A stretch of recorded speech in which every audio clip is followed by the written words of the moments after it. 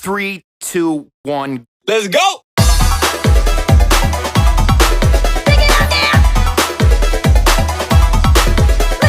Good afternoon, Shib Army.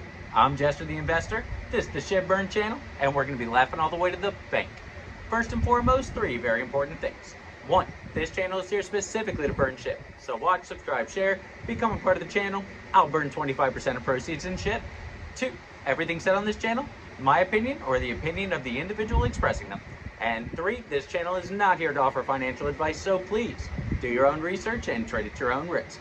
Before we get into the headline, I want to remind everyone to check out the latest episode of Java with Jackasses. It is basically a talk show, can be explicit, between me and my good friend Frank Prater. Go to the channel, check it out. If you want a good laugh, you'll definitely find some there, in my opinion anyway.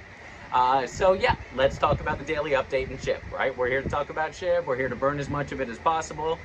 So here's what's going on, right? So in the past 24 hours, we're looking at around 10 million in burns, right? Not an enormous day, but we did have some stuff going on.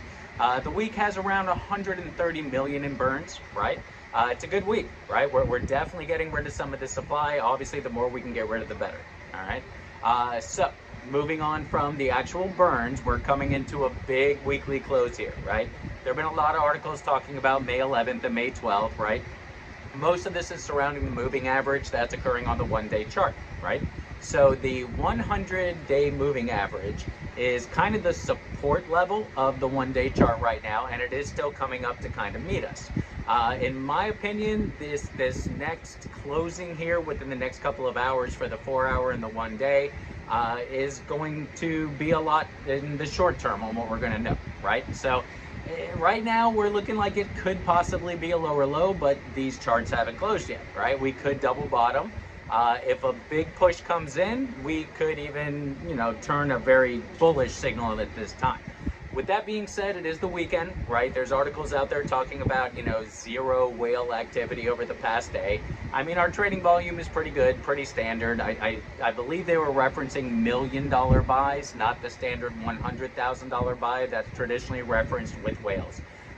So it's not entirely indicative of the overall whale picture, but at least the large whale players, it seems as if they're pulling off. Part of the reason could easily be because it's kind of unsure right now. Even analysts are arguing over whether we're going to break out or if we're going to break down, right? As I've said, my crystal ball is broken. I don't know. If you have a working one, please send it over. I'd love to take a look.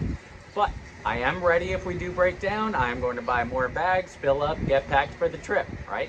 If we do break out, I'm packed and ready to go. So either way, I'm keeping a close eye on it, right? So again, like I said, these next couple of hours, kind of telling, in my opinion, is what we're looking at.